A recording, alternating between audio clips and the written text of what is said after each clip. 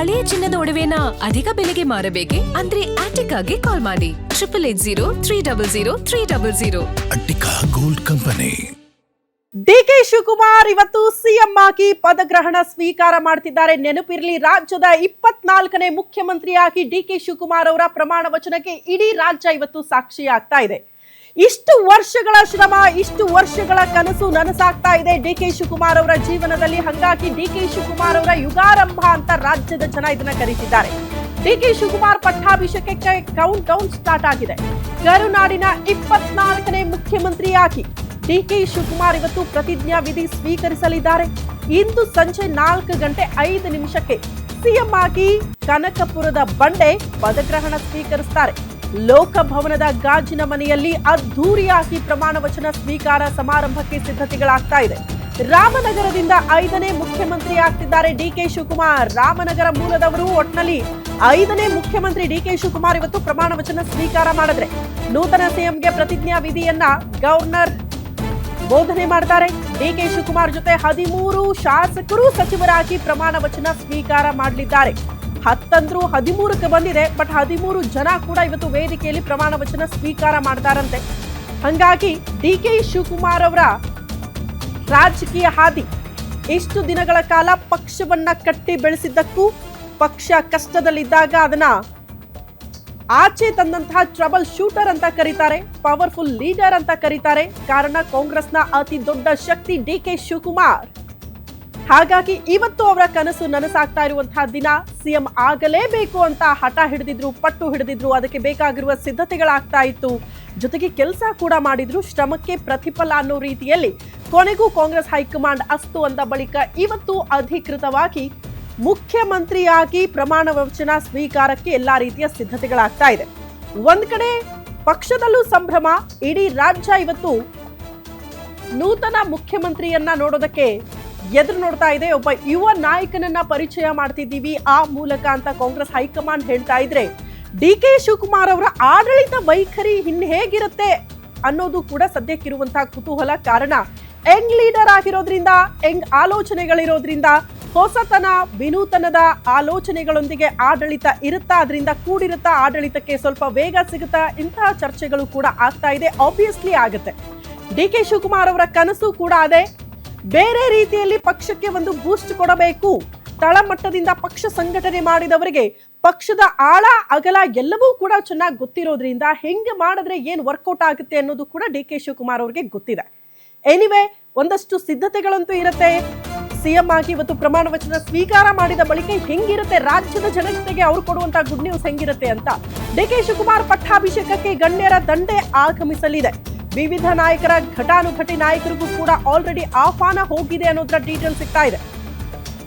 ರಾಹುಲ್ ಗಾಂಧಿ, ಪ್ರಿಯಾಂಕಾ ಗಾಂಧಿ, ಮಲ್ಲಿಕಾರ್ಜುನ ಖರ್ಗೆ ಇವರೆಲ್ಲರೂ ಕೂಡ ಇವತ್ತಿನ ಸಮಾರಂಭದಲ್ಲಿ ಭಾಗಿಯಾಗಲಿದ್ದಾರೆ. ಎಲ್ಲರಿಗೂ ಕೂಡ ಅಧಿಕೃತ ಆಹ್ವಾನ. ಹಲವು ರಾಜ್ಯದ ಮುಖ್ಯಮಂತ್ರಿಗಳು ಕೂಡ ಪದಗ್ರಹಣ ಕಾರ್ಯಕ್ರಮದಲ್ಲಿ ಭಾಗಿಯಾಗಲಿದ್ದಾರೆ ಅನ್ನೋದ್ರ ಡೀಟೇಲ್ ಸಿಗ್ತಾ ಇದೆ. ಕಾರಣ ಡಿಕೆ ಶಿವಕುಮಾರ್ ಅವರು ರಾಜ್ಯದಲ್ಲಿ ಮಾತ್ರ ಅಲ್ಲ, ಬೇರೆ ರಾಜ್ಯಗಳ ರಾಜಕೀಯದಲ್ಲೂ ಕೂಡ ಪಕ್ಷಕ್ಕಾಗಿ ದುಡಿದವರು, ಪಕ್ಷಕ್ಕಾಗಿ ಕೆಲಸ ಮಾಡಿದವರು. ಹಂಗಾಗಿ ಬಹಳ ಜನ ಬೇರೆ ರಾಜ್ಯದಲ್ಲೂ ಕೂಡ ಆತ್ಮೀಯರಿದ್ದಾರೆ ಡಿಕೆ ಶಿವಕುಮಾರ್ ಅವರಿಗೆ. ಹಂಗಾಗಿ ಅವರೆಲ್ಲ ಕೂಡ ಸಾಕ್ಷಿಯಾಗಬಹುದು ಅಂತ. ದಿಗ್ವಿಜಯ ಸಿಂಗ್ ಹಾಗೂ ಭೂಪೇಂದ್ರ ಸಿಂಗ್ ಕೂಡ ಅವರು ಕೂಡ ಆಗಮಿಸುವ ನಿರೀಕ್ಷೆ ಇದೆಯಂತೆ ಇವತ್ತಿನ ಸಮಾರಂಭಕ್ಕೆ. ಸುಶೀಲ್ ಕುಮಾರ್ ಶಿಂಧೆ ಸೇರಿದಂತೆ ಹಲವರಿಗೆ ಆಲ್ರೆಡಿ ಆಹ್ವಾನ ಹೋಗಿದೆ. ಬಟ್ ಆಹ್ವಾನ ಹೋದವರೆಲ್ಲ ಕೂಡ ಸಮಾರಂಭದಲ್ಲಿ ಭಾಗಿಯಾಗ್ತಾರೆ ಅಂದ್ರೆ ಈಗ ಸದ್ಯಕ್ಕೆ ಸಿಗ್ತಾ ಇರುವಂತಹ ಮಾಹಿತಿ ಪ್ರಕಾರ ಹೌದು ಅಂತ ಇದೆ ಮೂಲಗಳು. ಸುಮಾರು 50 ಜನ ವಿಐಪಿ, ವಿವಿಐಪಿಗಳು ಎಲ್ಲರೂ ಕೂಡ ಭಾಗಿಯಾಗ್ತಾರಂತೆ, ಯಾರಿಗೆಲ್ಲ ಆಹ್ವಾನ ಹೋಗಿದೆಯೋ ಅವರಿಗೆ. ಹಂಗಾಗಿ ಇವತ್ತು ಬಹಳ ಅದ್ಧೂರಿಯಾಗಿ ಡಿಕೆ ಶಿವಕುಮಾರ್ ಅವರ ಪಟ್ಟಾಭಿಷೇಕ ನೆರವೇರುತ್ತೆ ಅನ್ನೋದ್ರಲ್ಲಿ ಎರಡು ಮಾತಿಲ್ಲ. ಹಂಗಾಗಿ ಎಲ್ಲೆಲ್ಲಿಂದ ಎಷ್ಟು ಜನ ಗಣ್ಯರು ಭಾಗಿಯಾಗ್ತಾರೆ ಅನ್ನೋದು ಮಾತ್ರ ಸದ್ಯಕ್ಕಿರುವಂತಹ ಕುತೂಹಲ. ಸೊ ನಾನಾಗ್ಲೇ ಹೇಳದ್ನಲ್ಲ, ಮೋಸ್ಟ್ಲಿ ಸ್ವಲ್ಪ ನಿರೀಕ್ಷೆ ಮೀರಿ ಈ ಪಟ್ಟಾಭಿಷೇಕ ಕಾರ್ಯಕ್ರಮ ನಡೆದ್ರೂ ಕೂಡ ಆಶ್ಚರ್ಯ ಪಡಬೇಕಾಗಿಲ್ಲ ಅಂತ. ಡಿಕೆ ಶಿವಕುಮಾರ್ ಪಟ್ಟಾಭಿಷೇಕಕ್ಕೆ ಗಣ್ಯರಿಗೆ ಆಹ್ವಾನ ಹೋಗಿದೆ.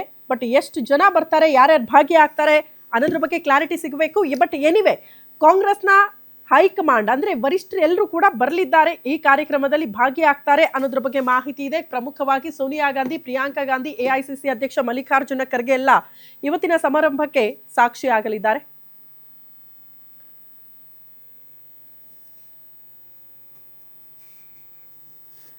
ಈ ಬಗ್ಗೆ ಮತ್ತಷ್ಟು ಡೀಟೇಲ್ಸ್ ಅನ್ನ ಕೊಡ್ತಾ ಹೋಗ್ತಾರೆ ಸ್ಪೆಷಲ್ ಕರೆಸ್ಪಾಂಡೆಂಟ್ ವೀರೇಶ್ ದಾನಿ ನೇರ ಸಂಪರ್ಕದಲ್ಲಿ ಜಾಯಿನ್ ಆಗ್ತಿದ್ದಾರೆ. ವೀರೇಶ್, ಬಹಳ ವರ್ಷಗಳ ಕನಸು ಪರಿಶ್ರಮ ಅದಕ್ಕೆ ಸಿಗ್ತಾ ಇರುವಂತಹ ಪ್ರತಿಫಲ ಇವತ್ತು ಸಿಎಂ ಆಗಿ ಅಧಿಕೃತವಾಗಿ 25ನೇ ಮುಖ್ಯಮಂತ್ರಿಯಾಗಿ ಡಿ.ಕೆ. ಶಿವಕುಮಾರ್ ಅವರ ಪ್ರಮಾಣ ವಚನ ಸ್ವೀಕಾರ ಸಮಾರಂಭಕ್ಕೆ ಇವತ್ತು ರಾಜ್ಯ ಸಾಕ್ಷಿ ಆಗ್ತಾ ಇದೆ. ಹೆಂಗಿದೆ ಸಿದ್ಧತೆ, ಹೆಂಗಿದೆ ಭದ್ರತೆ, ಯಾರೆಲ್ಲ ಬರಬಹುದು, ಏನ್ ನಿರೀಕ್ಷೆ ಮಾಡಬಹುದು?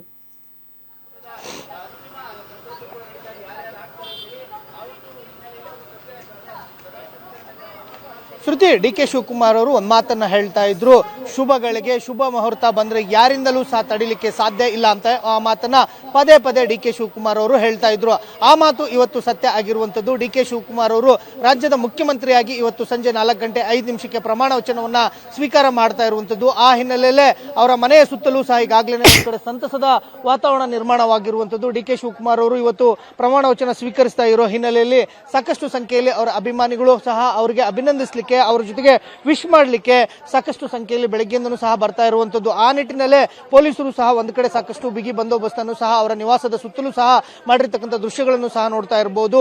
ಸುಮಾರು 100-150ಕ್ಕೂ ಹೆಚ್ಚು ಪೊಲೀಸ್ ಸಿಬ್ಬಂದಿಗಳು ಅವರ ನಿವಾಸದ ಮುಂಭಾಗದಲ್ಲೇ ಭದ್ರತೆಗೆ ಹಾಕಿರುವಂತದ್ದು ಮತ್ತು ಸದಾಶಿವನಗರಕ್ಕೆ ಆಗಮಿಸುವಂತಹ ರಸ್ತೆಗಳೇನಿವೆ ಅಲ್ಲೂ ಸಹ ಬ್ಯಾರಿಕೇಡ್ಗಳನ್ನು ಹಾಕಿ ಸಾಕಷ್ಟು ಸಂಖ್ಯೆಯಲ್ಲಿ ಕಾರ್ಯಕರ್ತರು, ಅಭಿಮಾನಿಗಳು ಬರದಂತೆಯೇ, ದಟ್ಟಣೆ ಆಗ್ಲಾರ್ದಂತೆಯೇ ಒಂದು ರೀತಿಯಂತ ವ್ಯವಸ್ಥೆಯನ್ನ ಮಾಡ್ತಾ ಇರುವಂತದ್ದು.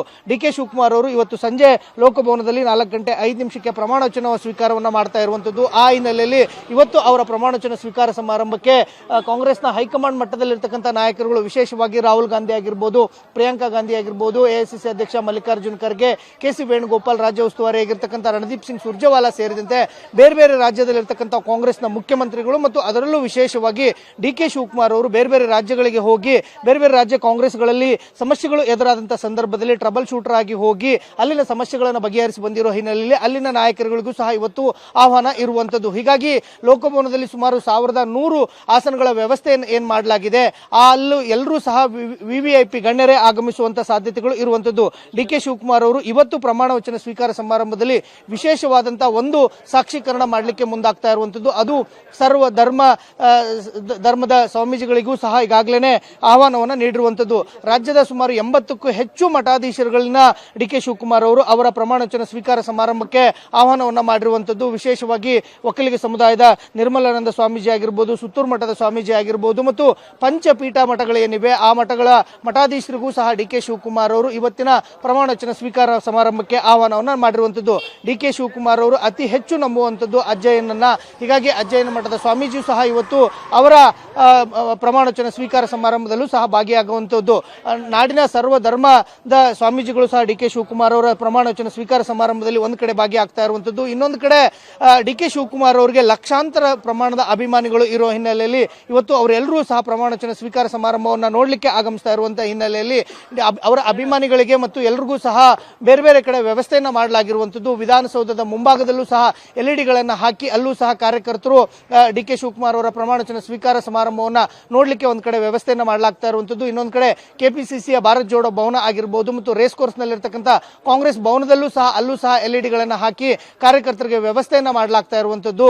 ಇನ್ನೊಂದು ಕಡೆ ಡಿ.ಕೆ. ಶಿವಕುಮಾರ್ ಅವರ ಪ್ರಮಾಣ ವಚನ ಸ್ವೀಕಾರ ಸಮಾರಂಭಕ್ಕೂ ಮುನ್ನ ಡಿ.ಕೆ. ಶಿವಕುಮಾರ್ ಅವರು ಮೊದಲು ಹೇಳಿ ಕೇಳಿ ದೈವ ಭಕ್ತರು, ಜ್ಯೋತಿಷಿಗಳನ್ನ ನಂಬುವಂತವರು, ಸ್ವಾಮೀಜಿಗಳು ಹೇಳುವಂತ ಮಾತುಗಳನ್ನ ಕೇಳುವಂತವರು. ಹೀಗಾಗಿ ಡಿ.ಕೆ. ಶಿವಕುಮಾರ್ ಅವರು ಪ್ರಮಾಣ ವಚನ ಸ್ವೀಕಾರ ಸಮಾರಂಭಕ್ಕೂ ಮುಂಚಿತವಾಗಿ ಅವರ ಮನೆ ದೇವರೇನಿದೆ ಕೆಂಕೇರಮ್ಮ ಕನಕಪುರದಲ್ಲಿ ಇರ್ತಕ್ಕಂಥ ದೇವಸ್ಥಾನಕ್ಕೂ ಹೋಗಿ ವಿಶೇಷ ಪೂಜೆ. ತಮ್ಮೆಲ್ಲ ಮಾಹಿತಿಗೆ